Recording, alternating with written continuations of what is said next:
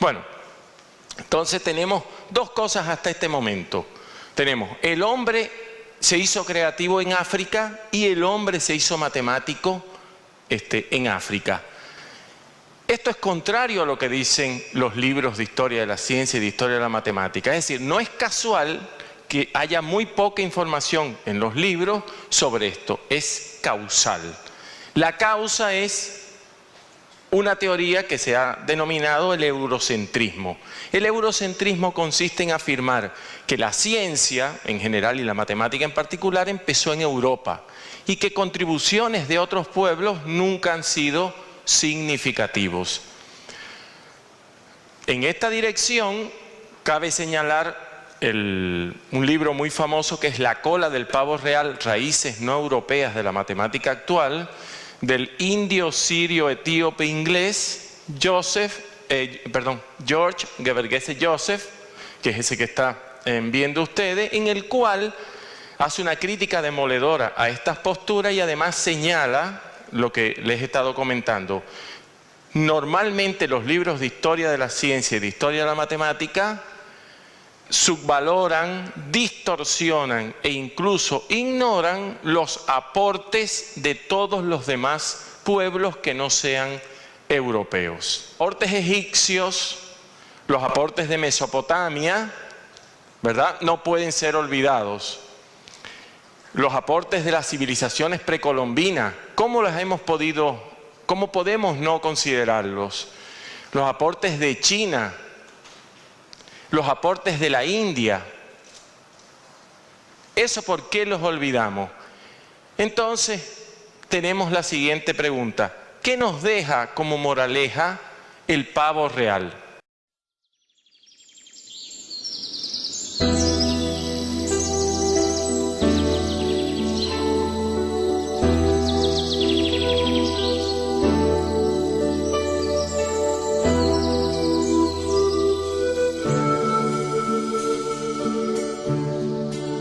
En 1300 a.C., la escritura evolucionó de los simples pictogramas a caracteres más avanzados. Estos pictogramas no eran adecuados para escribir conceptos abstractos, verbos o tiempos, así que comenzaron a usar ciertos símbolos con valor fonético silábico. Nace la escritura cuneiforme. Este es el origen del idioma sumerio escrito, que formaría parte de la cultura sumeria y de otras venideras. Se podría decir que aquí abandonamos la prehistoria y entramos en la historia propiamente dicha. Pero eran unos cracks en matemáticas. No solo conocían el círculo de 360 grados, sino que también desarrollaron un sistema de cálculo sexagesimal, basado en múltiplos de 60, debido a su forma de contar las cosas, no con dedos sino con falanges. Aún hoy día usamos este sistema para medir cosas como la hora, de 60 minutos, o los años, de 12 meses.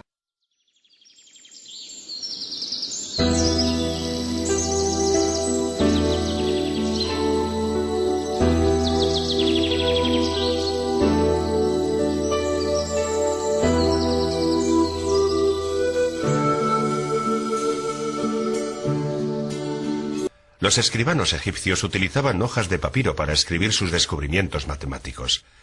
Este delicado material, hecho de juncos, se pudre con el tiempo y muchos secretos han perecido con ellos. Pero hay un documento muy revelador que ha permanecido. El papiro Rind es el documento más importante que tenemos hoy en día y que desvela las matemáticas egipcias. Nos ofrece una buena visión sobre a qué tipo de problemas matemáticos debían enfrentarse los egipcios. Además, nos muestra explícitamente cómo se resolvía la multiplicación y la división. El papiro Rind fue realizado por un escribano llamado Ahmes alrededor del 1650 a.C., y los problemas estaban relacionados con encontrar soluciones a situaciones de la vida cotidiana. Varios de los problemas mencionaban el pan y la cerveza, lo cual no es sorprendente, ya que a los trabajadores egipcios se les pagaba con comida y bebida.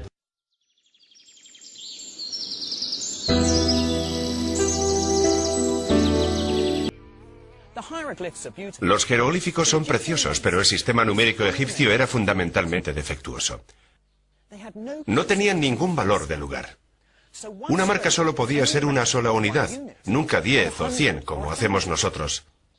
Aunque se puede escribir 1.000.000 solo utilizando un símbolo, no 7 como hacemos nosotros. Si querías escribir 1.000.000 menos 1, entonces el pobre egipcio tenía que escribir 9 trazos, 9 herraduras invertidas, 9 cuerdas enrolladas. En total 54 caracteres. Pero a pesar de los inconvenientes de este sistema numérico, los egipcios eran brillantes resolviendo problemas.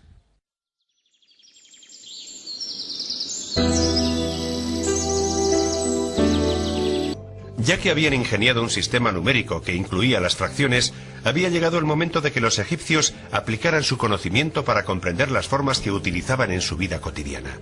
Estas formas eran raramente cuadrados regulares o rectángulos, y en el papiro Rhind descubrimos al escriba Agmes calculando el área de una forma más orgánica, el círculo.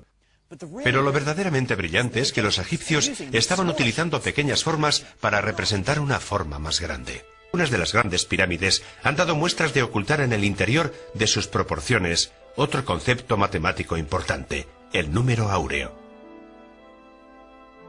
En el número áureo hay 2 longitudes. La longitud total es al segmento más largo, lo que el segmento más largo es al más corto. Esta proporción se ha asociado con la perfección y se puede encontrar en la naturaleza, y también ha sido utilizada durante milenios en la obra de artistas, arquitectos y diseñadores. Los constructores egipcios utilizaban una cuerda con nudos. En algún momento los egipcios se dieron cuenta de que si cogían un triángulo y marcaban sus lados con 3, 4 o 5 nudos, les garantizaba un ángulo perfecto de 90 grados. Eso es porque el nudo 3 al cuadrado más el nudo 4 al cuadrado es igual al nudo 5 al cuadrado, lo que nos da un triángulo pitagórico perfecto.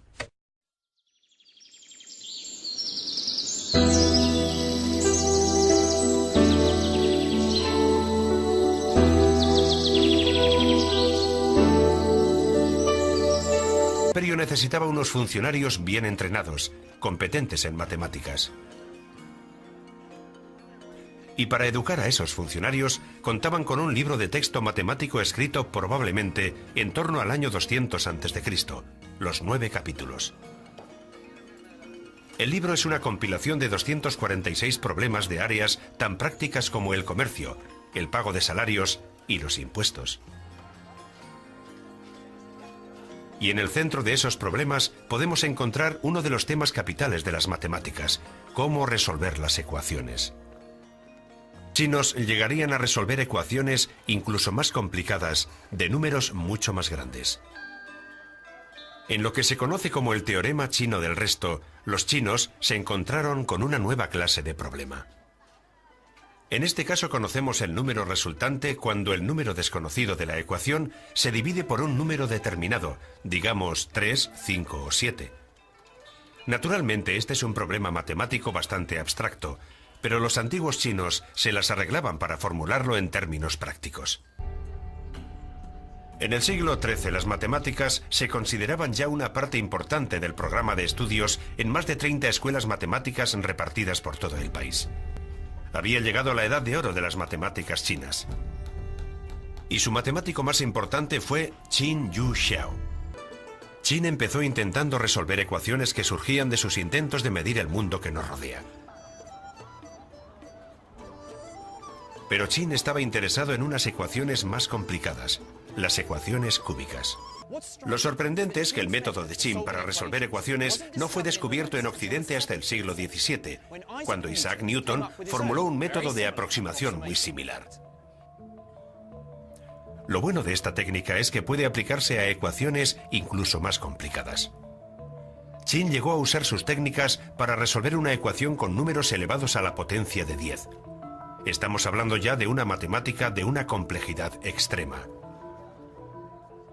Puede que Qin se adelantara muchos años a su tiempo, pero su técnica presentaba un problema. Solo le proporcionaba una solución aproximada, que podía servirle a un ingeniero, pero no a un matemático.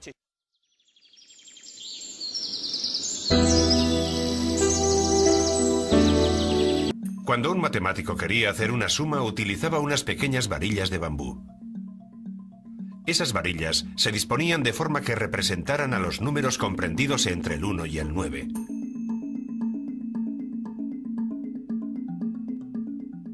Luego se colocaban en columnas, de forma que cada columna representaba las unidades, las decenas, las centenas, los millares y demás. Eso es lo que denominamos notación posicional decimal, y es muy similar a la que utilizamos actualmente. China había conseguido grandes logros matemáticos, pero los siguientes descubrimientos en ese campo tendrían lugar en un país situado al suroeste de China. Un país que tenía una rica tradición matemática y que cambiaría las matemáticas para siempre. El primer gran regalo matemático de la India estuvo centrado en el mundo de los números.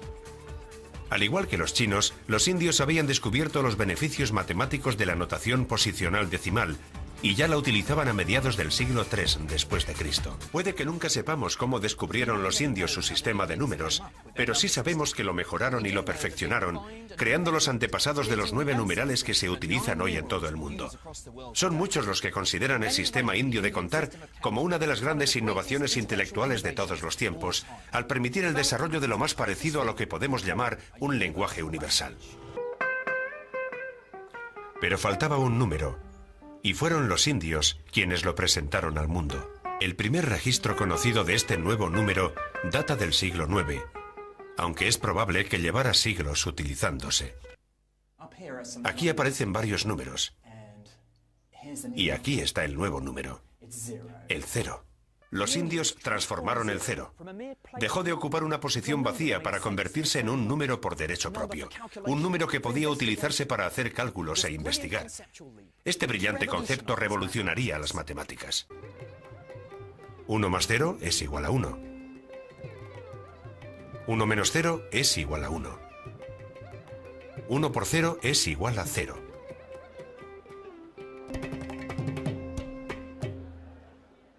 Pero Brahmagupta no encontró una solución cuando intentó dividir 1 entre 0. Después de todo, ¿qué número multiplicado por 0 da 1? Se necesitaría un nuevo concepto matemático, el concepto de infinito, para que tuviera sentido dividir los números por 0. El descubrimiento fue realizado por un matemático indio del siglo XII llamado Bhaskara II. Pero los indios fueron más lejos en sus cálculos con el 0. Por ejemplo, si restándole 3 a 3 obtienes 0, ¿qué ocurre cuando le restas 4 a 3? Parece que no obtienes nada, pero los indios reconocieron que se trataba de una nueva clase de nada, los números negativos. Descubrieron los números negativos y el 0 porque pensaron en los números como entidades abstractas. No solo servían para contar y medir piezas de tela, tenían una vida propia que flotaba en libertad en el mundo real, lo que condujo a una explosión de ideas matemáticas. Los matemáticos indios fueron responsables de los nuevos y fundamentales descubrimientos en la teoría de la trigonometría. El poder de la trigonometría es que actúa como un diccionario, trasladando la geometría a los números y viceversa. Aunque fue desarrollada por primera vez por los antiguos griegos, fue en manos de los matemáticos indios cuando floreció verdaderamente esta cuestión. Y en su base está el estudio de los triángulos rectángulos.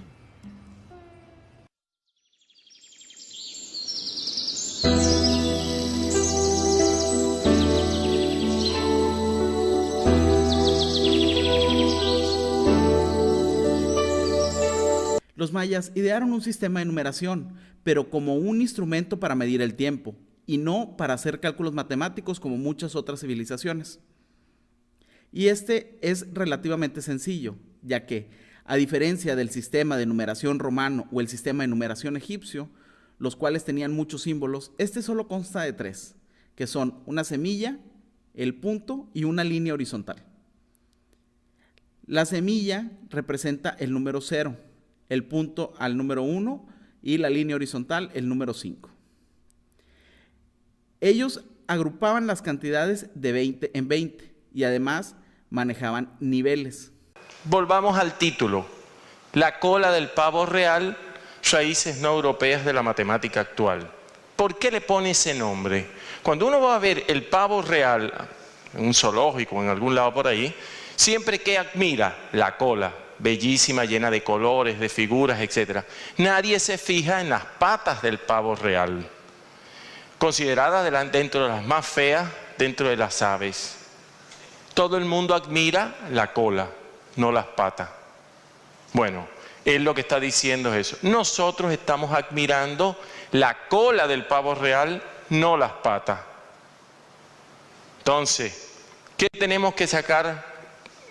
¿Qué podemos decir en conclusión? Podemos decir en conclusión, primero, el hombre se hizo pensante en África. No ya que nosotros todos venimos de África, sino que empezó a pensar en África, se hizo matemático en África y que nosotros tenemos que cambiar la historia oficial. En particular, tenemos que cambiar también la imagen que tenemos del pavo real. Y eso que está ahí es un objeto fractal dentro de la matemática que se llama el pavo real. Muchas gracias.